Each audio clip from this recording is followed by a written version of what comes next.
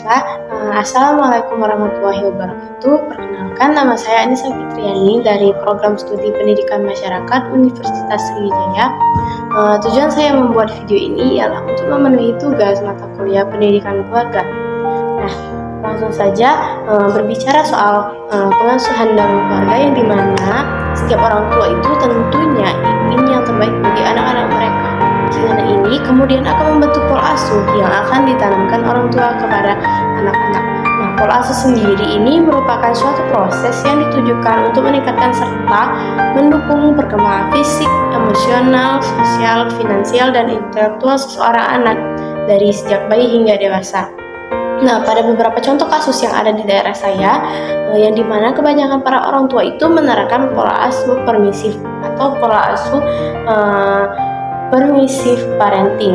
Orang tua yang dengan gaya pengasuhan ini tidak pernah berperan dalam kehidupan anak, yang dimana anak itu diberikan kebebasan melakukan apapun tanpa pengawasan dari orang tuanya. Nah, orang tua ini cenderung tidak menegur atau memperingatkan, sedikit bimbingan, sehingga seringkali pola ini disukai oleh anak-anak. Nah, orang tua dengan pola pengasuhan ini tidak mempertimbangkan perkembangan anak secara menyeluruh, yang dimana anak yang diasuh dengan pola ini cenderung melakukan pelanggaran karena mereka itu tidak mampu mengendalikan perilakunya, tidak dewasa, memiliki harga diri rendah, dan terasingkan dari keluarga. Nah, dewasa ini orang tua yang pada dasarnya menginginkan yang terbaik bagi anak-anak mereka, tanpa sadar juga melakukan kesalahan dalam penerapan pola asuh terhadap anak-anak mereka.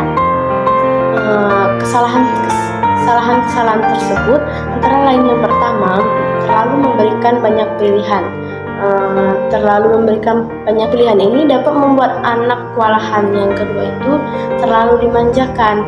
Nah, berusaha memenuhi setiap permintaan anak akan membuat anak itu sulit merasa puas dan membuat mereka itu suka memaksa kalau meminta sesuatu. Dan yang ketiga itu membuat anak sibuk.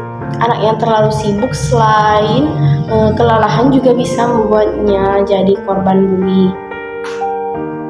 Yang selanjutnya itu kepintaran itu dianggap paling penting. Membangga-banggakan prestasi akademik anak dapat membuat anak menjadi arogan dan merasa orang lain itu lebih bodoh. Kondisi ini justru membuat anak dijauhi oleh teman-temannya. Yang keempat, menyembunyikan topik sensitif seperti pendidikan seks pada anak. Nah, kebanyakan orang tua itu takut membicarakan soal seks dan percaya bahwa menghindari diskusi ini dengan anak-anak mereka agar bisa membuat anak itu terhindar dari perilaku seksual yang tidak pantas. Padahal topik tentang pendidikan seks bisa dimulai sejak dini, disesuaikan dengan pemahaman anak. Yang kelima itu terlalu sering mengkritik.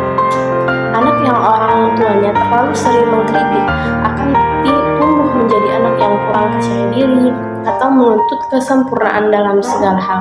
Saat ia melakukan kesalahan, mereka itu merasa tidak berguna dan marah. Yang keenam, membebaskan anak menonton TV atau main gadget. Nah, batasi waktu menatap layar elektronik, entah itu televisi, ponsel, dan gadget lainnya. Bahkan seharusnya anak itu tidak diperkenalkan dengan gadget sebelum mereka berusia di atas 2 tahun. Nah, yang ketujuh itu terlalu melindungi anak. Naluri orang tua adalah melindungi anak, tetapi bukan berarti anak itu harus dipagari dari kesusahan. Pola asuh seperti ini itu dapat membuat anak kurang bersyukur dan menghargai sesuatu. Terkadang anak juga perlu belajar menghadapi kehilangan atau masalah. Nah, beberapa hal yang perlu dilakukan orang tua dapat memberikan pola pengasuhan yang baik kepada anak-anak. Yang pertama itu memberikan pujian atas usaha yang sudah dilakukan anak. Hal ini bisa membangun rasa percaya diri anak. Yang kedua itu hindari anak dari trauma fisik dan psikis. Marah kepada anak atas kesalahan yang mereka lakukan adalah hal yang wajar, sebatas tujuannya adalah untuk mengajarkan anak. Yang ketiga itu penuh kasih sayang. Dukung perkembangan anak dengan memberikan kasih sayang dan kehangatan. Sikap hangat dari orang tua akan membantu mengembangkan sel saraf dan kecerdasan anak. Yang keempat itu tidak membandingkan anak dengan anak lain. Setiap anak itu memiliki keunikannya masing-masing, sehingga tiap anak akan memiliki kelebihan dan kekurangannya. Yang perlu dilakukan orang tua adalah fokus mengembangkan kelebihannya, dan yang terakhir itu tidak otoriter. Jangan memaksakan kehendak orang tua kepada anak, sebaliknya orang tua itu harus menjadi fasilitator yang dapat mengembangkan bakat anak. Mungkin itu saja yang dapat saya sampaikan. Saya akhiri. Wassalamualaikum warahmatullahi wabarakatuh.